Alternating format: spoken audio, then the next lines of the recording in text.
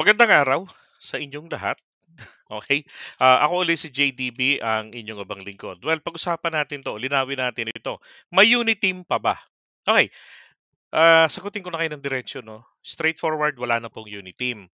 Kailan po ba naman nawala ang uniteam?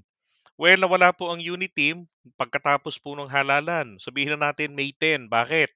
Bakit hanggang May 9 lamang ang lifespan ng uniteam? Ito po kasi ay isang coalition or pagsasanib-sanib ng puwersa or tactical alliance na tinatawag ng iba't ibang political parties na may kanya-kanyang sariling adhikain sa partido nila.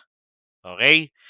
Ngayon, um, pagdating po ng layunin na pinag-uusapan natin, isa lang ang layunin nila, magsipanalo, maghatakan para sa ikapapanalo nila. The more na manalo, the better. Bakit? Siyempre, kampi-kampihan. 'Di ba? That's the unity team.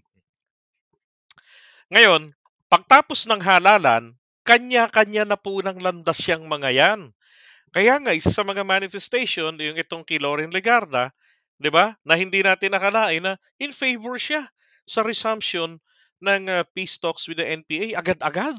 And then balikan at ano sabi nun, i-apply uli yung naudlot na bahagi, yung meron ng kaser na binabanggit na kung saan parang magiging coexistence na ang mga komunista sa pag-handle ng gobyerno natin. That was during the time of Pinoy. Doon po yun, na-stop po yun sa ganong parte.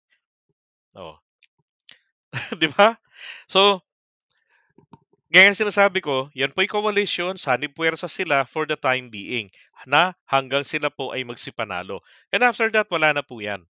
Bagamat nananatili sila na magkakaalyado pa rin naman, let's say like in the Senate, magkakaalyado sila, pero pagdating po sa pagsusulong ng interest, kanya-kanya na po. At yun po naman ang that is something that really matter. Yun pong pansariling interest ng kanilang partido. Okay? Wala na pong unity team. Ang dapat po nating isinisigaw dito ay magkaroon tayo ng unity, pagkakaisa. Katulad ng sigaw namin noon, bilang dating supporter ni dating Pangulong Duterte noong mga panahon na yan, ang panawagan naming lahat sa mga dilawan ay makiisa kayo sa gobyerno. Ano kayo, magkaroon tayo ng unity. Oh, ang problema ayaw rin nila. So ngayon, the same thing is happening. Ayaw rin po nila ng unity. Okay, ng pagkakaisa. Ang gusto nila, ah, unity na nangitim na. Yun po ang gusto nila. 'Di ba? Na kung saan, pagbigyan palagi, ayuda-ayuda, kung ano yung gusto. Ay nako, minislead po kasi kasalanan din naman po ito, ng, Uniteam. Bakit? Hindi nila nilinaw sa taong bayan na ang Uniteam po ay isang coalition. Ibig sabihin, sanib puwersa para sa panalo sa halalan. Pagdating diyan, hanggang dun lang po sila sa halalan, 'di ba? Tapos nun wala na.